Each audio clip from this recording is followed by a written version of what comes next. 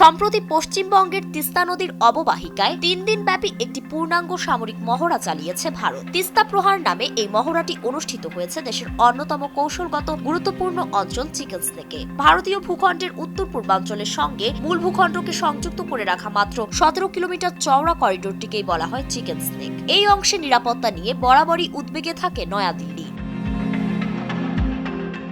ভারতীয় সেনাবাহিনীর মুখপাত্র জানিয়েছেন, তিস্তা ফিল্ড ফায়ারিং রেঞ্জে আয়োজিত এই মহড়ায় যুদ্ধকালীন বাস্তব পরিস্থিতির অনুশীলন করা হয়েছে। চ্যালেঞ্জিং ভৌগোলিক ও জলবায়ু পরিস্থিতিতে যৌথ বাহিনীর সমন্বিত কৌশল, যুদ্ধ সক্ষমতা এবং প্রযুক্তিগত দক্ষতা প্রদর্শন করা হয়েছে। সেনাবাহিনী দাবি করেছে, মহড়ায় আধুনিক অস্ত্রশস্ত্র, সাধারণ ফ্যানের দিন শেষ, আকিস ফ্যানে বাংলাদেশ, ক্ষেপণাস্ত্র system, helicopter, surface two air missile এবং ড্রোন ব্যবহারের মাধ্যমে তারা তাদের সক্ষমতা প্রমাণ করেছে। সামাজিক যোগাযোগ মাধ্যমে প্রকাশিত ভিডিওগুলোতে দেখা গেছে, ভারী অস্ত্রে সজ্জিত সেনারা মাঠে ছুটছেন, ট্যাঙ্ক ও মিসাইল লঞ্চার অগ্রসর হচ্ছে ঠিক যুদ্ধকালীন প্রস্তুতির মতোই। সেনাবাহিনীর এক সূত্র বিবিসিকে জানিয়েছে, এটিকে ঠিক রুটিন মহড়া বলা যাবে না, কারণ এই এলাকায় এত বড় পরিসরে সামরিক অনুশীলন আগে কখনো হয়নি। বিশ্লেষকরা মনে করছেন, এই মহড়ার মাধ্যমে ভারত কৌশলগতভাবে একটি বার্তা দিতে চাইছে পার্শ্ববর্তী দেশগুলোকে। বিশেষত চীন ও পাকিস্তানের সঙ্গে বিরাজমান উত্তেজনার প্রেক্ষাপটে এই মহড়ার তাৎপর্য আরো বাড়িয়ে তুলেছে। ভারত হয়তো বলতে চাইছে, দেশের সীমান্ত নিরাপত্তা ও ভূখণ্ড সংরক্ষণে কোনো ধরনের ছাড় দেওয়া হবে না।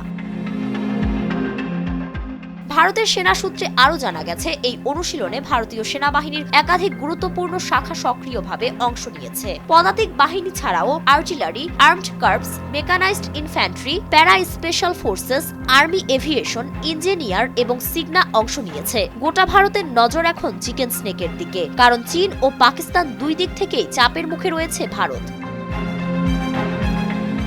অন্যদিকে বাংলাদেশের অন্তর্বর্তীকালীন সরকারের প্রধান উপদেষ্টা ডক্টর মোহাম্মদ ইউনূস সম্প্রতি চীন সফরকালে মন্তব্য করেছিলেন, ভারতের উত্তর পূর্বাঞ্চলের 7টি রাজ্যের সমুদ্রে যোগাযোগের ক্ষেত্রে একমাত্র অভিভাবক বাংলাদেশ। এই মন্তব্যের পরই কিন্তু চিকেন স্নেকে সেনা উপস্থিতি আরো জোরদার করেছিল ভারত। তবে ভারত বলছে, এই মহড়ার মূল উদ্দেশ্য ছিল নদীর তীরবর্তী অঞ্চলে যুদ্ধ ও সহায়তা প্রদানকারী বিভিন্ন সামরিক শাখাগুলোর মধ্যে সমন্বয় সাধন এবং ভারতীয় সেনাবাহিনীর যুদ্ধ সক্ষমতা বাড়ানো।